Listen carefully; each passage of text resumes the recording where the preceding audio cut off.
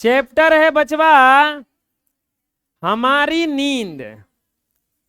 आप लोगों का 9 नंबर चैप्टर है पद भाग का। लेखक किसके हैं? बीरेन डंगवाल। कौन लेखक है इसके? बीरेन डंगवाल। क्या कहना चाहते हैं ये पाठ के माध्यम से हम ये जानने का प्रयास करेंगे। ये लेखक लोग जो होते हैं कम ही शब्दों में बहुत कुछ कह जाते हैं। कम ही शब्दों में बहुत कुछ कह जाते हैं।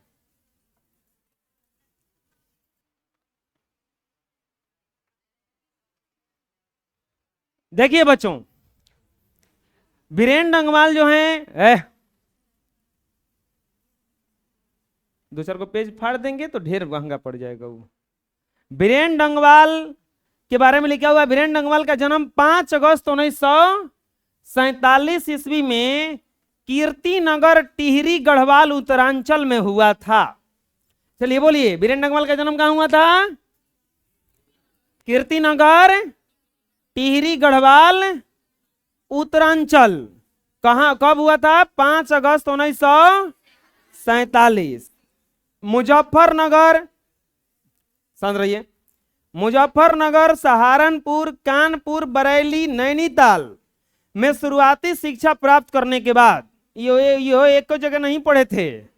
मुजफ्फरनगर, सहारनपुर, कानपुर, बरेली, नैनीताल में शुरुआती शिक्षा प्राप्त करने के बाद डंगवाल जी ने इलाहाबाद विश्वविद्यालय से एमए किया और वहीं से आधुनिक हिंदी कविता के मिथकों और प्रतीकों पर डी.लिट की उपाधि पाई।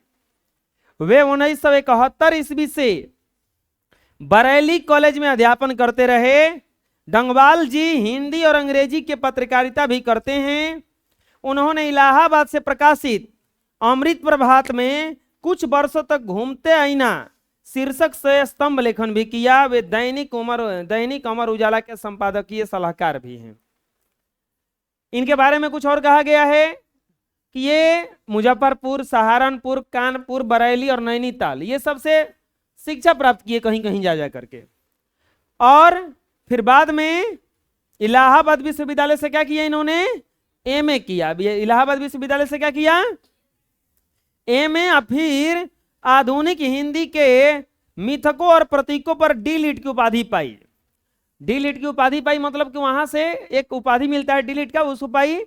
1971 ईस्वी में बरेली कॉलेज में अध्यापन करते रहे, पत्रकारिता भी करते रहे। उन्होंने इलाहाबाद से प्रकाशित अमृत प्रभात कुछ वर्षों तक घूमता आईना के शीर्ष स्तंभ लेखन भी किया। न्यूज में देखेंगे हेडिंग बनाने के लिए आता है।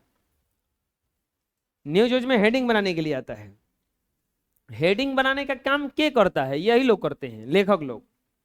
क्या लिखना है ताकि बाद में पाठक उसको, सोचो न्यूज वालों के पास प्रतिदिन का एक टारगेट होता है कि हमको इतना न्यूज़पेपर बेचना है।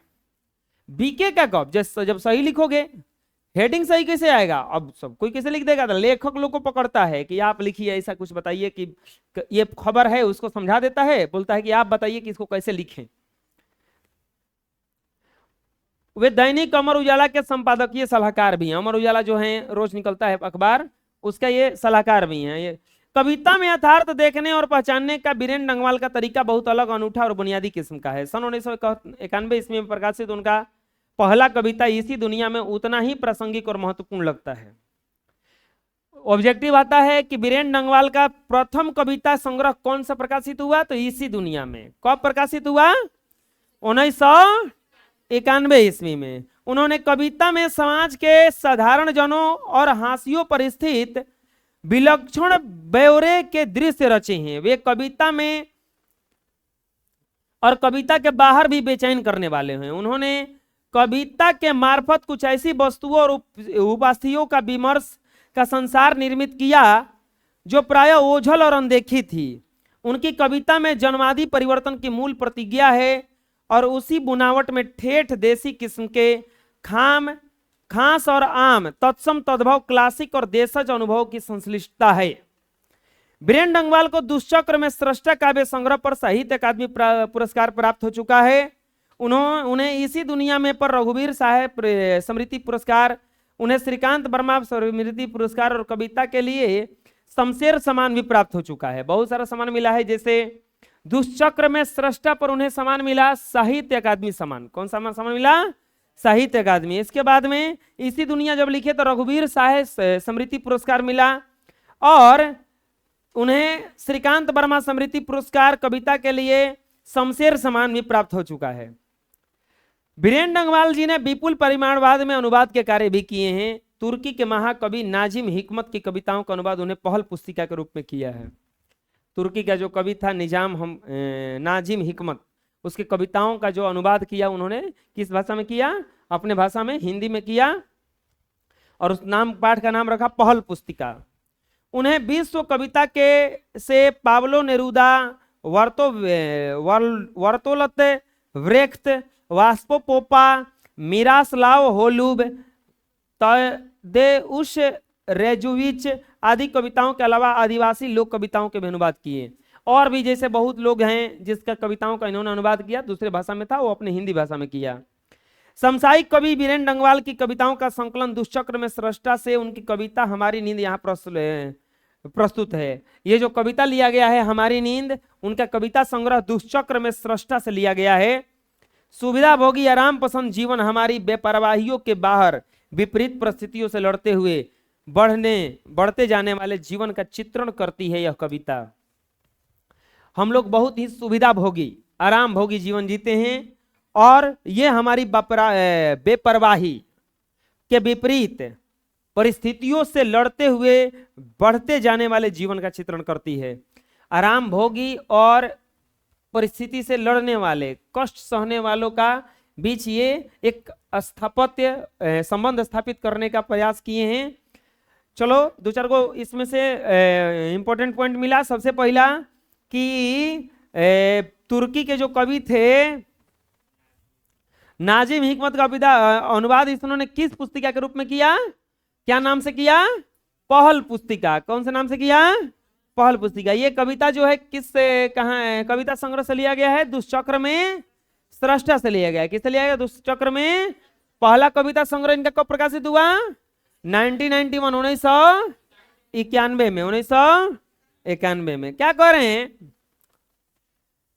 कह रहे हैं कि हमारी नींद के दौरान कुछ इंच बढ़ गए पेड़, कुछ सूत पौधे अंकुर ने अपने नाम मात्र कोमल सिंगों से धकेलना शुरू की, फूली हुई बीज की फूली हुई छत भीतर से। क्या कह रहे हैं इसमें? हमारी नींद के दौरान जब हम बेपरवाह रहते हैं, किसी से कुछ मतलब नहीं रखते हैं, उस दौरान भी कुछ ना कुछ होते रहता है। उस दौरान भी कुछ ना कुछ होता रहता है। क्या होता रहता है? जब आप नींद में होते हैं तो समझ लीजिए कि कोई ग्रोथ नहीं करते हैं। ग्रोथ मतलब सोइएगा तो क्या पढ़ पाइएगा? क्या सोते सोते पढ़ लेता है कोई? कितना आदमी तो सोतले रहता है खाली। वो तो घरे से कंप्लेन आता है कि खाली सूतल रहता है चाहे रहती है। तो उस नींद के दौरान भी बहुत ज्यादा परिवर्तन होता है। उसमें बढ़ने का चांस कहाँ है? तो कह रहे हैं कि जब आप बेपरवाह रहते हैं, नींद आने का मतलब क्या है? आपको कोई मतलब नहीं है, आप पड़े हैं, जिंदगी काट रहे हैं। अजगर होता है ना, अजगर। अजगर बताओ कौन सा दुनिया में बदलने वाला काम करता है? ससुरा देखा के देखता है, ओकरा के लील जाता है, मतलब निगल जाता है, खा जाता है। अन्ना तो अपन जिंदगी ना काट रहा है, वो पड़ल है, नहीं न कहीं जा सकता है न कहीं आ सकता है। रामायण में एगो कुंभकर्ण था, सोया हुआ था। अच्छा और कौन काम था? सोने के अलावा किया को चाहिए? वैसा आदमी का मुआना जरूरी है कि खराब है? वो बोझ है कि नहीं बोझ है? वो धरती पर बोझ है। रावण कुछ तो किया, पापे किया तो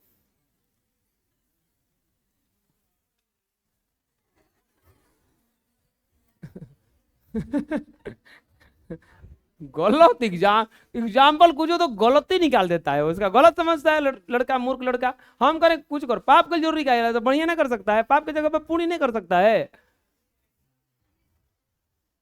तब रावण के हाल का भी रहे, यो सीख लो, पापों को जरूरी कह रहा है।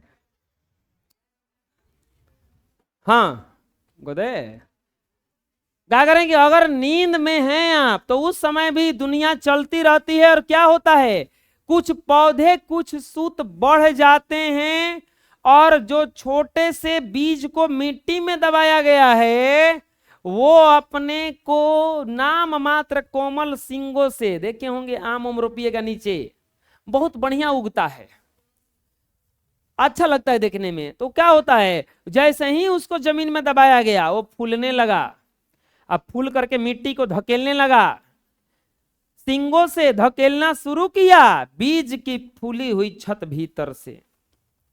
ये काम हुआ जब आप अचेत अवस्था में रहते हैं, चाहे हम अचेत अवस्था में रहते हैं, चाहे हम लोग अचेत अवस्था में रहते हैं, तब एक मक्खी का जीवन क्रम पूरा हुआ, कई शिशु पैदा हुए और उनमें से कई तो मारे भी गए दंगे, आगजनी और बमबारी में।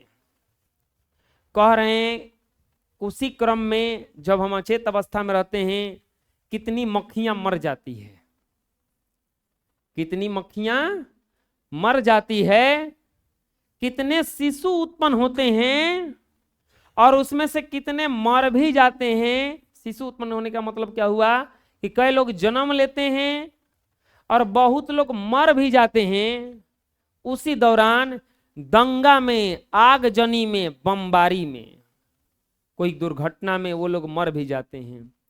गरीब बस्तियों में भी धमाके से हुआ देवी जागरण लाउड स्पीकर पर, ये क्या कह रहे हैं। लेकिन एक समय आता है कि ये आगजनी करने वालों पर, बम फेंकने वालों पर भी एक्शन हो जाता है। एक्शन का मतलब हुआ रोकने के लिए लोग जागरूक हो जाते हैं। यानी साधन तो सभी जुटा लिए हैं अत्याचारियों ने, मगर जीवन हठीला फिर भी बढ़ता ही जाता है हमारे नींद के बावजूद। कवि ये कह रहे हैं कि जो हमारा अत्याचार करने वाला है, जैसे अत्याचार, चलो समझा देते हैं, जो अत्याचार करने वाला है वो सब कुछ जुटा लिया है फिर भी उसका पेट नहीं भर रहा, फिर लूटने में लगा है। अब एग्जांपल थोड़ा सा दे देते हैं। लालू यादव चारा घोटाला किए, बाद में उनके लड़के पर केस आ गया, नौकरी के बदले जमीन, तो ये तो लूट के रखवे किए थे, अभी भी यानी कि सब जुटा लिए हैं तो वो पेट नहीं भर रहा है। साधन तो सभी जुटा लिए हैं अत्याचारियों ने, लेकिन जीवन हठीला फिर भी आगे बढ़ता ही जाता है हमारी नींद के बावजूद। अब यहां पे एक और बात कर रहा है, मगर जीवन हठीला।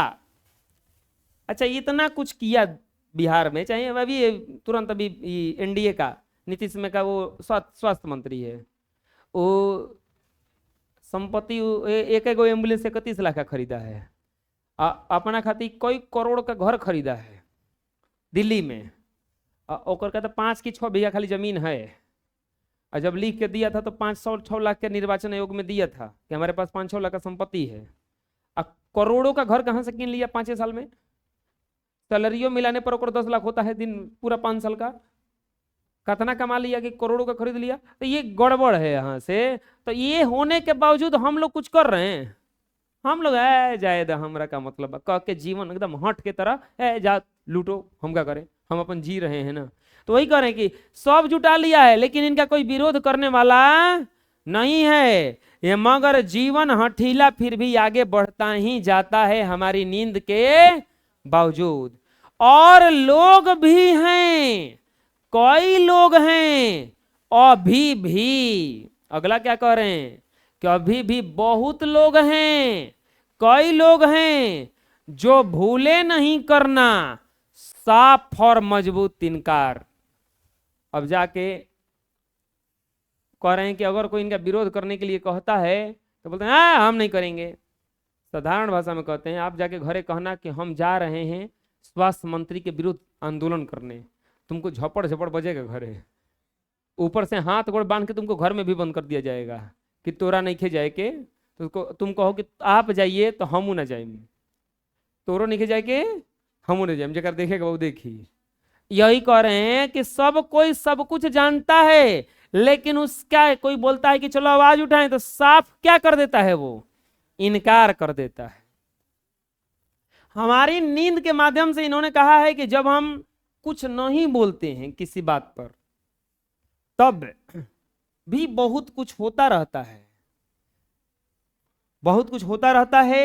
उस क्रम में कुछ पौधे बढ़ जाते हैं, कुछ बीज जो हैं अपना वो अंकुर से उगना चालू कर देते हैं, कितने बच्चों का जन्म होता है, कितने लोग मर जाते हैं। जीवन हठीला फिर भी क्या करता रहता है, ये आगे चलता रहता है। और अभी भी कुछ लोग हैं, बहुत लोग हैं जो इस बात से साफ इनकार कर देते हैं कि हम इसके पीछे कुछ आवाज उठाएंगे। इस बात से बिल्कुल ही क्या कर देते हैं, वो इनकार कर देते हैं। बात समझ में आ रहा है? आज के लोग, कहा जाता है कि गांधी जी को गाली देता है। आज के लोग गांधी जी को गाली देता है कि गांधी जी बहुत खराब थे। गांधी जी वो आदमी थे कि जाके लंदन में जाके लंदन के महारानी के साथ, महाराज के साथ बैठ करके और उनसे कह दिया था, वहीं पे विंस्टन चर्चिल कहा था गांधी जी को बात, अर्ध नग्न फकीर, विंस्टन चर्चिल ने कहा था। और गांधी जी को कहा था कि अरे तू आधा नंगा काहे आ गया रे। तो धोती पहन के देखे होंगे गांधी जी का हमेशा फोटो आता है। गांधी जी समझ लो बहुत बड़े वकील थे, पैसा का कमी नहीं था, लेकिन सोचो वो कपड़ा वैसा काहे पहनते थे, क्योंकि भारत के लोगों के साथ क्या करना चाहते थे, मिलना चाहते थे। अगर वो सूट बूट पहन के चलते तो उनको लोग क्या समझने लगता है कि बहुत बड़ा आदमी है, उनके साथ कोई बैठ नहीं पाता। इसीलिए ऐसा ड्रेस पहन के घूमते थे कि उनको पता नहीं चलता, उनको बताना पड़ता था कि गांधी जी हैं। वो बैठ जाते थे वही में, तो वो खप जाते थे कि क्या है, कौन आदमी कौन होगा। वैसा वो घुल मिल गए थे बिल्कुल उसमें। गांधी जी से बोला, अरे ये आधा नंगा कहाँ से आ गया रे, भगा इसको। वो लोग देखे हैं वो बजनिया वाला ड्रेस पहन के चलता है, बाजा वाला, टेंट वाला हुआ था है ना, बैंड बाजा वाला, लाल वाला ड्रेस पहन के वो लोग घूमता था पूरा। तो वो ड्रेस को बहुत बड़ा मानता था वो। और कहाँ से आ गया, बोला एगो पूछा उसमें, ए गांधी तुम्हारा कपड़ा कहाँ है, तुम्हारा कपड़ा किसने छीन लिया। तो गांधी जी बोले, तो तुम लोगों ने छीन लिया। उसके मुंह पे कह दिए। और यही नहीं, हमारा भी तो आधा बचल है, तुम लोगों ने तो किसी किसी का पूरा कपड़े छीन लिया है रे, भूखे नंगे वहां से। तो उतना बात बोल देना। हम लोगों के गांव में अगर रोड बने, कोई ठेकेदार से जाके सामने बोल देते तन कि रोडवा में कितना सीमेंट डाले हैं, झगड़ा हो जाएगा वहां पे। कभी किन अत्याचारियों का क्यों जिक्र करता है? आजकल का पता है ना, युवा वर्ग तनको बेरोजगार नहीं है। क्यों? क्योंकि सुबह जगता है, 1.5 GB डेटा खत्म करता है रोज। अगर मोबाइल उसके पास है तो उसका चिंता लगा रहता है कि 1.5 GB में से 1 GB बचे के ना चाहिए, 1 MB बचे के ना चाहिए, लास्ट तो खत्म करम। यहाँ तक कि लाइब्रेरी में बैठता है, हमारा वाईफाई यूज करता है तो अनेरियो डाउनलोड करता है, कुछ हो डाउनलोड करके डिलीट मार दिया ही। अपन थोड़े ना डेटा लगाता है, सर जी के लगाता है, सर जी भरियन पैसा होकर। अरे होता है, जो हम देखे हैं, हौती को मोबाइल लिया है, हमको कुछ डाउनलोड करना रहता है तो मुश्किल से 360 वाला करते हैं, क्योंकि जानते हो ईती को मोबाइल है तो उतना में रेजोल्यूशन ठीक आएगा, वो दिखाएगा बढ़िया। लेकिन ना, हम तो 90/20 वाला एकदम 1920 वाला 1960 वाला डाउनलोड कर, 2160 सबसे फुल HD में HD। वो फाइल कितना का है, 360 वाला फाइल मान लो कि मिल जाएगा उसको मुश्किल से 500 MB में। कितना MB में? 500 MB में। ई फाइल कितना का है, 5 GB का। वो करा के डाउनलोड करता है, हम देखें बैठ के कि ना डाउनलोड तो ये करो, भले 5 दिन लग जाओ, हमारे 5 दिन तो लगी ना। सोचो, ये खपाने के लगे चक्कर में लगा है। अरे बबुआ देखेगे तो तोरा हाथी को मोबाइल में वो 2160 किसके लिए, इतना बड़ा स्क्रीन पे देखना हो तब हम 2160 डाउनलोड करेंगे, कोई 360 करेंगे तो फट जाएगा। वो हाथी को स्क्रीन ले ले बड़े, डाउनलोड करते रहे बड़का फाइल। का है खाली, का है डेटा, पैसा दिले बनी ना 500 रुपया पूरा करे के बकसा हूं।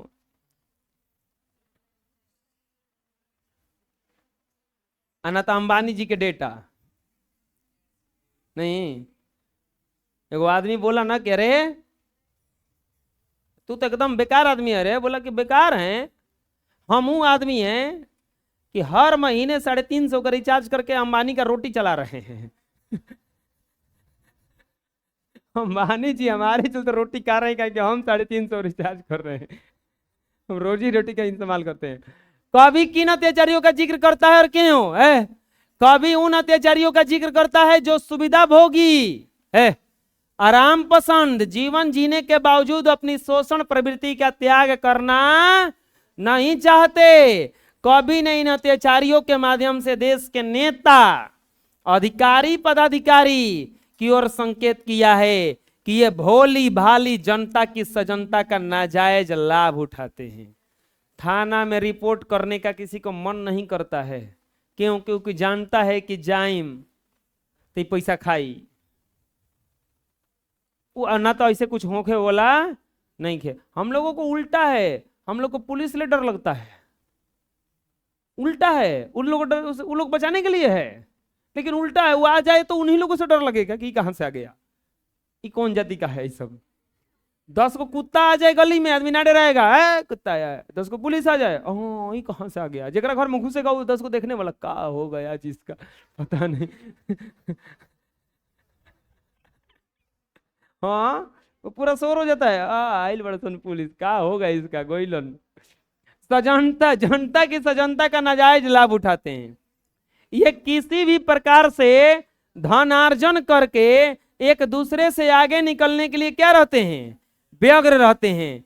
जनता अपनी जान देकर आर्थिक विकास में संलग्न रहती है और उच्च पद पर बैठे सत्ताधारी गरीबों का हक छीनकर मौज मनाते हैं। ये अत्याचारी नहीं है तो क्या है? ये जनता मर मर के टैक्स का पैसा भरती है, हर चीज में टैक्स लगा दिया है। और ये जो सत्ताधारी हैं, अभी ये लोग बताओ, एक दरोगा है, उसको पैसा नहीं मिलता है, सैलरी मिलता है, हम ही लोग का टैक्स से सैलरी मिलता है, तो सोच रहा तब वो घूस लेता है। तो ये क्या है? अब जनता कमा कमा के कैसे कैसे पैसा लाया, वो उसे ले लिया।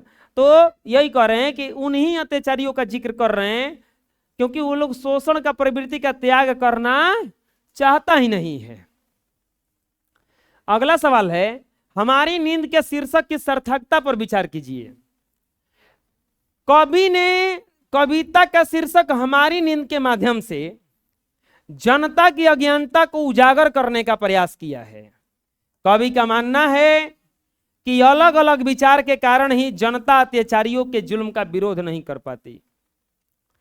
हम लोगों के विचार में, समाज में जो देखोगे 10 प्रकार के लोग 10 को मिल जाएंगे, अलग अलग विचार के हैं। कोई कहेगा लालू यादव खराब है तो कोई कहेगा लालू यादव बढ़िया है, कोई कहेंगे मोदी जी खराब है तो कोई कहेगा मोदी जी बढ़िया है। तो ये दोस्त, अब बताओ एकजुट होकर कैसे सवाल उठा पाएगा? कोई नहीं कर पाएगा। कवि ने कविता का शीर्षक हमारी नींद के माध्यम से जनता की अज्ञानता को उजागर किया है, बोला कि अज्ञानी है सब। कवि का मानना है कि अलग अलग विचार के कारण ही हम जनता अत्याचारियों के जुल्म का विरोध नहीं कर पाते। इस जागृति के लिए कवियों को अपना मौन त्याग कर जनता में नई चेतना का संचार करना चाहिए। बहुत लोग इसलिए शोषण का शिकार होते हैं क्योंकि उसका कोई सवाल ही नहीं उठाता उस पर। क्योंकि अत्याचारी तभी तक अत्याचार करते हैं जब तक उनके गलत कामों का पर्दाफाश नहीं हो जाता। कोई भी अत्याचारी है, देखो सुधार तो ही करेगा उसमें, चाहे किसी भी लाइन में जाओ। ऐसा नेता हैं जो इतना घमंड करके चल रहे थे, अब कहाँ चले गए कोनो ठीक है नहीं है। साधारण भाषा में देखा जाए तो वो देखे होंगे, वो दिल्ली के सीएम केजरीवाल, ओकर न्यूज नहीं आता है। अब ओकर ये हाल हुआ कि एगो आदमी ऐसा जो 70 में से 67 को सीट जीता, और वो खुद अपने सीटवा पे हार गया। सीएम है, अपने हार गया बेचारा। तो ये हाल है कि जब जनता जान जाती है और जब गलत कामों का पर्दाफाश हो जाता है तब बर्बाद हो जाता है। हमारी नींद के शीर्षक परिस्थिति के अनुकूल सार्थक है, क्योंकि कवि का उद्देश्य समासायिक वस्तु स्थिति का चित्रण करता है। यह बिल्कुल ही सार्थक कविता का शीर्षक रखा गया है, क्योंकि इसे बताने का प्रयास किया है कि देखो अचेत अवस्था में मत रहो, कुछ न कुछ देखते रहो कि क्या क्या हो रहा है, नहीं तो शोषण का शिकार सबको धीरे धीरे हो जाएगा। कवि गरीब बस्तियों का उल्लेख क्यों करता है? कवि जो है गरीब बस्तियों का उल्लेख क्यों करता है? कवि का कहना है कि गरीब भीरू होता है। भीरू मतलब डरने वाला थोड़ा होता है।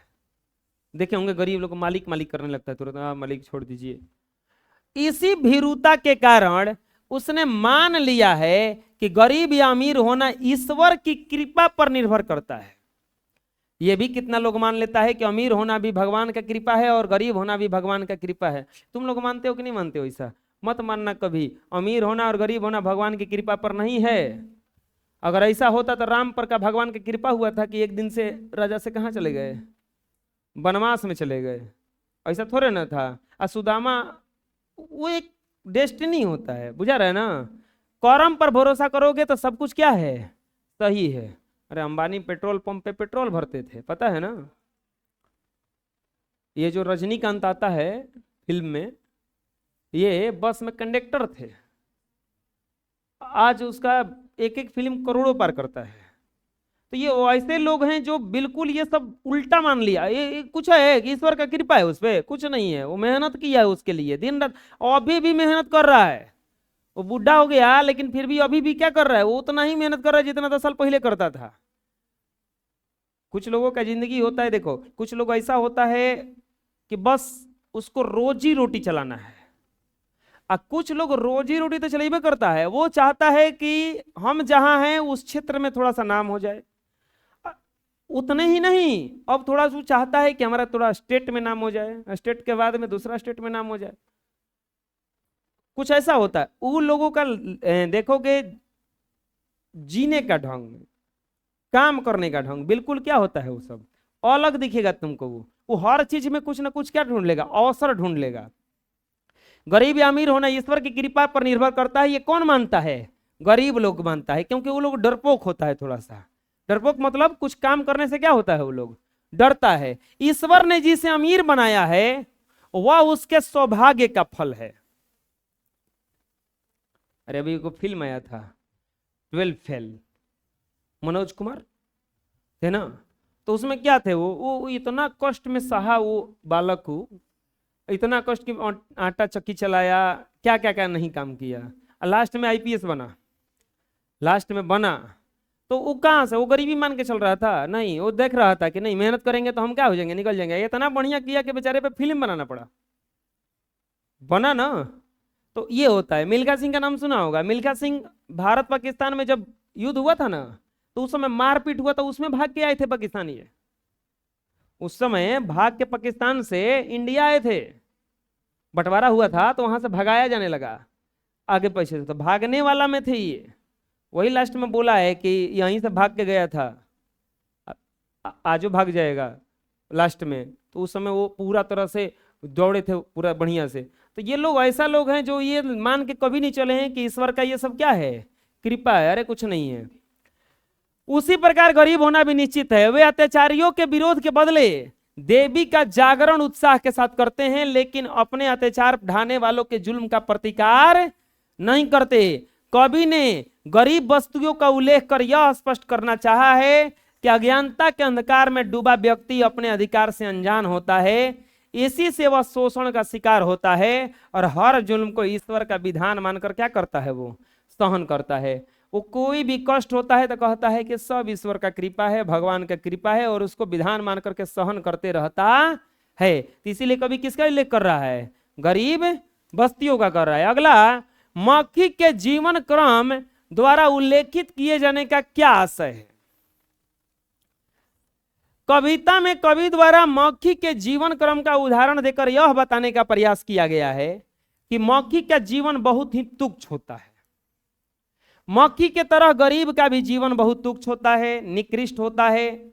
गरीबी में पैदा होने वाले कुछ गरीब या तो अपनी दीनता के कारण समय से पहले दम तोड़ देते हैं, या अत्याचारियों के विरुद्ध आवाज उठाने के कारण दंगे में मार दिए जाते हैं, या बमबारी अथवा आगजनी में प्राण त्याग देते हैं।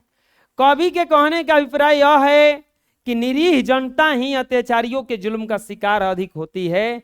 इनके जीवन का मूल्य मौखिक के समान ही होता है।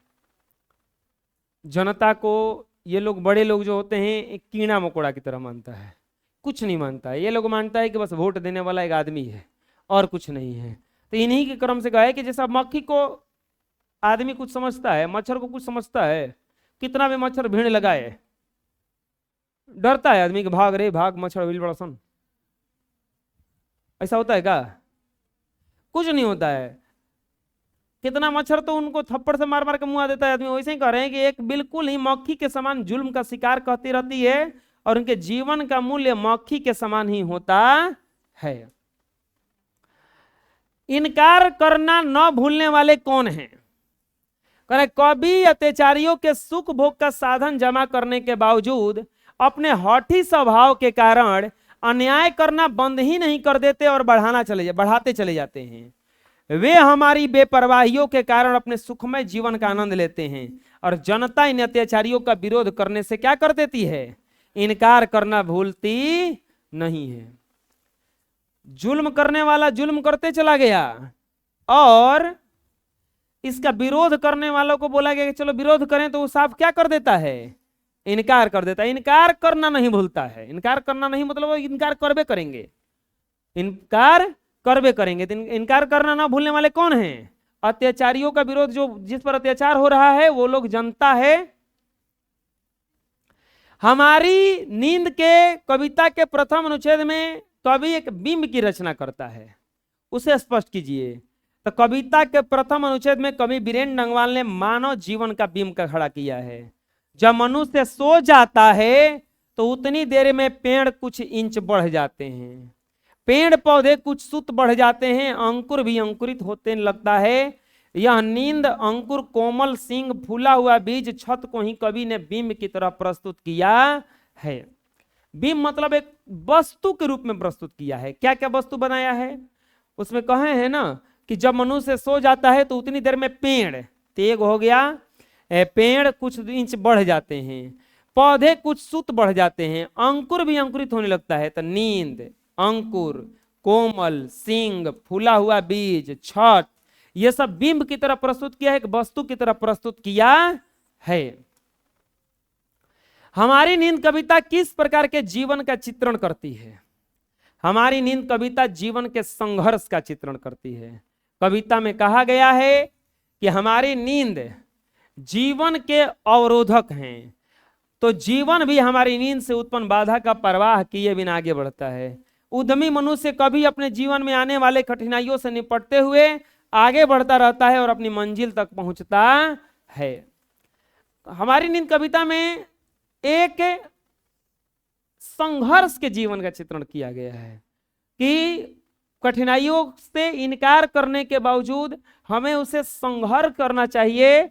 उद्यमी मनुष्य जो होता है, मेहनती मनुष्य होता है, वो जीवन में आने वाले कठिनाइयों से निपटते हुए आगे बढ़ता रहता है और अपनी मंजिल तक क्या कर जाता है? वो पहुंच जाता है। कोई भी काम करने जाओगे तो कठिनाई आएगा, और अगर कठिनाई नहीं आ रहा है तो समझ लो कि काम बहुत छोटा है। क्या हुआ? क्या दिक्कत है तुमको? हैं? कहाँ देख रहे हो? दिक्कत है? नींद आ रहा है? हमारी नींद, इसे बंद कर दें। हाँ, ज़्यादा आराम पर थोड़ा प्रॉब्लम होता है, बुझा रहा है ना। पढ़ाई बहुत खतरनाक चीज़ है, किताब उठाते झपाने लगता है आदमी।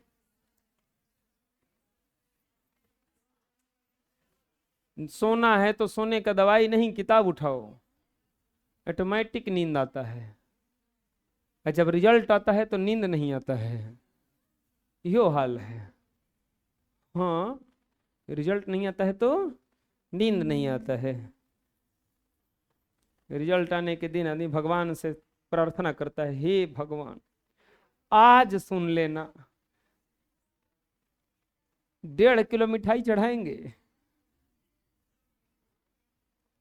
16-17 लाख लोग परीक्षा देते हैं, 1.5 किलो चढ़ाएं अगर वो, तो कितना किलो भगवान के ऊपर चढ़ेगा? अगर वो मिठाई का दुकान खोल दें, अब सोचो हमारा भी इतना मिठाई आ जाता है कि हमको कितना दिन खाना पड़ता है, वो हमको फ्रिज खरीदना पड़ा लास्ट में। वो हम फ्रिज में भरते हैं सब, और 3-3 बार ब्रश करते हैं भर दिन में। मिठाई खा खा के ब्रश करते हैं, हम सही बता रहे हैं। बढ़ी का ब्रश ले, अरे बढ़ी का कोलगेट से सेंसोडाइन से काम चलेगा, ये मिठाई के रोकेगा? वो दांत सड़ के अब से खत्म हो जाएगा। सेंसोडाइन के कहाँ से नाम ले दिया रे, जेनेटिक दवाई है। हाँ, बढ़ी का कोलगेट तो धोते हैं कि ताकि बिगब ना अब उतना लड़का बढ़िया से लाइल बड़ा सन, फ्रिज भर जाता है मिठाई से। आए कची लाइब्रेरियों में बांटे थे कोलगेट क्या लिए रे गधा? वो का लिया है रे? आई लेके घूम रहा है, आंख खोदा जाएगा था कोई रे।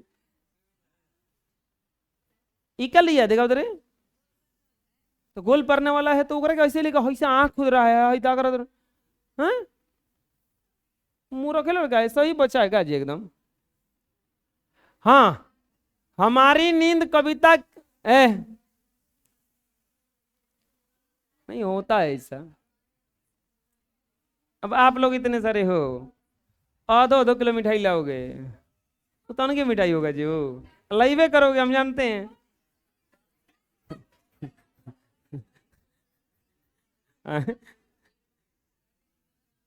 लाइवे करोगे, क्या कर रहा है, क्या कर रहा तू? चीनी तुम कुछ लगे दोगे खा लेंगे, मिर्चियों लगे दे दोगे खा लेंगे, बुझा रहे ना? शिकायत तो नहीं करेंगे, बुझा रहे ना? अरे आप लोग अपने बच्चे हो सब, बबुआ बचिया है सब, तू लोग ला के असहू कहियो दोगे कि सर जी मिठाई दे दिए ना तो हम मान लेंगे। क्या तू लोग सोच के रखा है, ये मत सोचना बबुआ। देखो बुझा रहा है ना, लेकिन हम जानते हैं तू लोग ऐसा नहीं करोगे।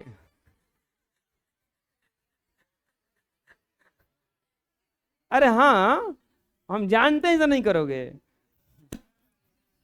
हमारी नींद शीर्षक कविता ओके। एक बात जान लो, हम मांगते नहीं है किसी से, सही बता रहे हम। कभी नहीं कहोगे कि तुम लाओ कुछ मेरे लिए। अभी शाम में 6 क्लास वाला नहीं बोलेंगे, अभी छोड़ दो, बाद में बताएंगे, अभी नहीं बोलेंगे, भुला गए बड़ो। हमारी नींद शीर्षक कविता उनके संकलन दुष्चक्र में सृष्टा से ली गई है। 6 क्लास नहीं होला, वो इससे पहला वाला बैच वाला कि वो कहानी बताएंगे 3-4 दिन बाद, याद दिलाना ना। कचुला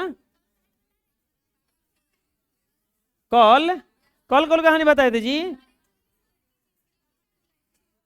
पापा खो गए। हाँ हाँ कहानी बताए थे कल हम। जिब्रा बाब, बीरेन डंगवाल के अनुसार धमाके से देवी जागरण कहाँ हुआ? तब बीरेन डंगवाल के अनुसार धमाके से देवी जागरण गरीब बस्तियों में हुआ। बोलो, बीरेन डंगवाल के अनुसार धमाके से देवी जागरण गरीब बस्तियों में हुआ। कवि का कहना है कि लोग कर्म के जगह भक्ति में लीन नजर आते हैं। जिन्हें अपनी गरीबी दूर करने में संलग्न होना चाहिए, वे भक्ति भजन में लगे रहते हैं। जिन्हें किताब उठा के पढ़ना चाहिए, वो भगवान से प्रार्थना करते हैं, भगवान हमारा नंबर ला दीजिए। अरे तुम ही लोग के लिए कह रहे हैं, तू लोग कह रहे हैं हमसे। ये कुछ ही है, तू लोग पीछे से बोल रहा है। जिन्हें किताब उठा के पढ़ना चाहिए, वो भगवान से भजन करता है। देख नहीं रहो इसमें हम लेखक कह रहे हैं ना कि जिन्हें अपना गरीबी दूर करने का उपाय ढूंढना चाहिए, वो किस चीज में लगा है? भक्ति भजन में। अरे मन ही पूजा मन ही ध्यूप मन ही सेऊ सहज स्वरूप, पूजा अर्चा न जानू तेरी कह रैदास कमन गति। मन से पूजा करना चाहिए। ऐ सुनो, हमारी नींद कविता का सप्रसंग है, हमारी नींद के बावजूद पंक्ति का सप्रसंग व्याख्या करें। जुबराव जी, प्रस्तुत पंक्तियां कक्षा 10 की हिंदी पाठ्य पुस्तक गोधली भागदू से ली गई है, हमारी नींद से ली गई है, जिसके लेखक बीरेन डंगवाल जी हैं। इस अंश में इन्होंने आराम तलबी लोगों के जीवन के बारे में बताया है।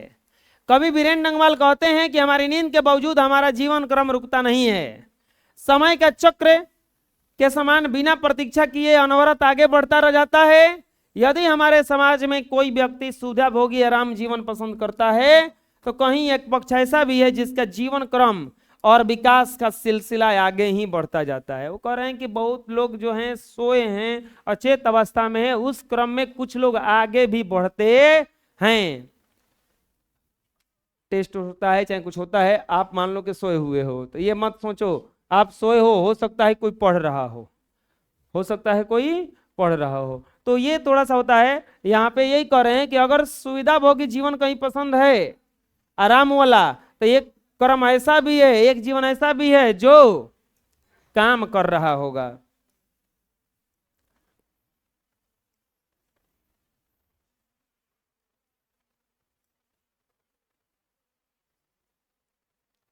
वो जब सचिन खेल रहे थे ना, तो उनको रन मारते देख रहे थे शर्मा जी, रोहित शर्मा, और एक समय ऐसा आया कि जब 200 रन मारे वो सचिन, तो ये भी देख के 3 बार मारा, 3 बार।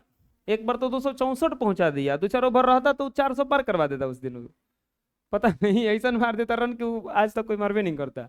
तो सोचो, और उसी टाइम में बहुत लोग देख के ताली पीट रहे होंगे, वो ताली भी पीटा फिर बैट भी पीटने लगा, और ऐसा गेंदबाज को पीटा कि उसके सामने जाने से डरने लगा सब। तो वो होता है। सप्रसंग व्याख्या करें। गरीब व्यक्तियों में भी धमाके से दैवी जागरण हुआ लाउड स्पीकर पर। इसका मतलब क्या है?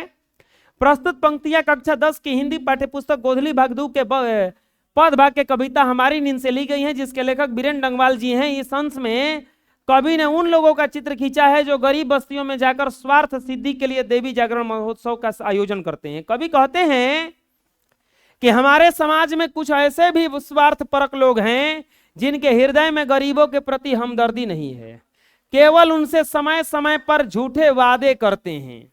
सबसे ज्यादा देखो इसमें जहां भी आता है ये गरीब के लिए, तो नेता लोग आ जाता है, क्योंकि यही लोग ठीक है उठाए हैं इसका, ठीक है नहीं उठाए लोग। रोड बनवाने का, सड़क बनवाने का, स्कूल बनवाने का, ये सब काम किसका है? नेता का है। लेकिन अब इसमें बीजेपी गवर्नमेंट का एक और गलती है। आपको पता है शिक्षा पे 18% जीएसटी है। 18%। ऑनलाइन जो पढ़ाई होता है ना उसमें 18% टैक्स लगता है। अब बताओ, शराब सिनेमा देखने वाला जाता है उस पर भी 18% जीएसटी है।